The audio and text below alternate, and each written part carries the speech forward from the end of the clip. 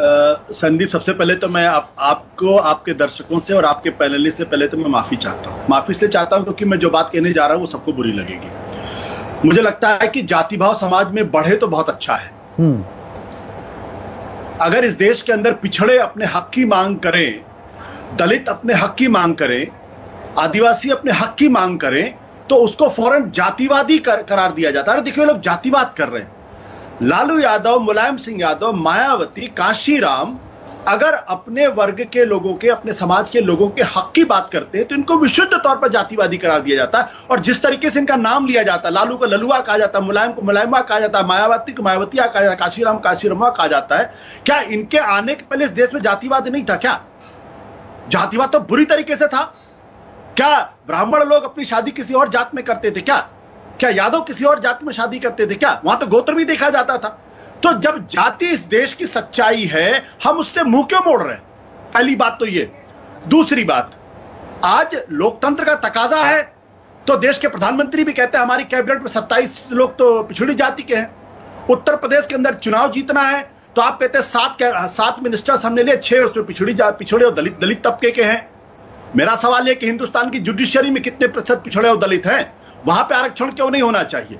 आप बता दीजिए। मौजूदा सुप्रीम कोर्ट में एक डेटा निकलना चाहिए, आजादी के बाद से अब तक कितने जजेस हैं जो दलित हुए, उसमें से कितने जजेस चीफ जस्टिस ऑफ इंडिया बने, हिंदुस्तान के फॉरेन सेक्रेटरी कितने दलित बने, कितने पिछड़े बने, हिंदुस्तान के होम सेक्रेटरी कितने दलित बने, हिंदुस्तान के कैबिनेट सेक्रेटरी में कितने लोग दलित बने, हिंदुस्तान के वाइस चांसलर में कितने दलित, कितने पिछड़े बने।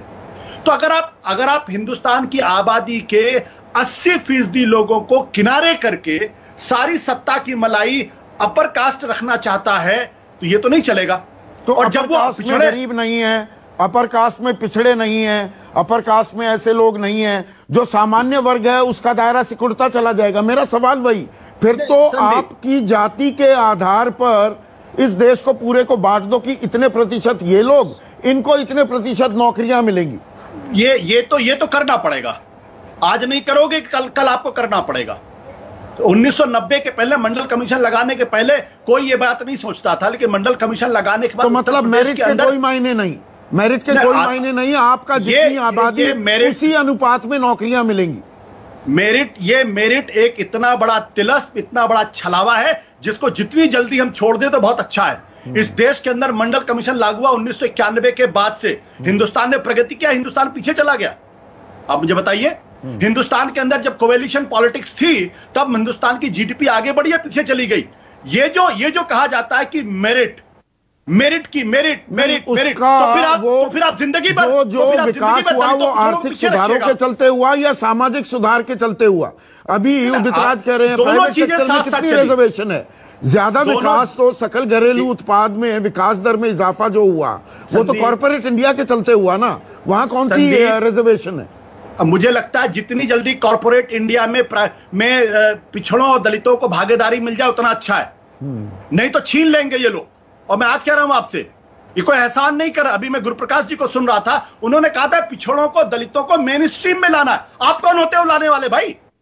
आज भी आपकी वही मेंटर मानसिकता है कि हम एहसान कर रहे हैं, हम आपको मेन स्ट्रीम में लाने वाले। वो मेन स्ट्रीम में है, वो मेन स्ट्रीम में आके छीन लेंगे। आज आपने जुडिशरी में उनको रिजर्वेशन नहीं दे रखा है, आज आपने वाइस चांसलर्स उनको बनाने नहीं दे रहे। हिंदुस्तान की तमाम यूनिवर्सिटीज को आप देख लीजिए, वहां पे प्रोफेसर्स की संख्या अगर आप निकाल लीजिए, उसमें जाति विशेष के लोगों का 90% कब्जा है और बाकी की जो 80% आबादी है उनको 10% भी रिप्रेजेंटेशन नहीं। क्यों?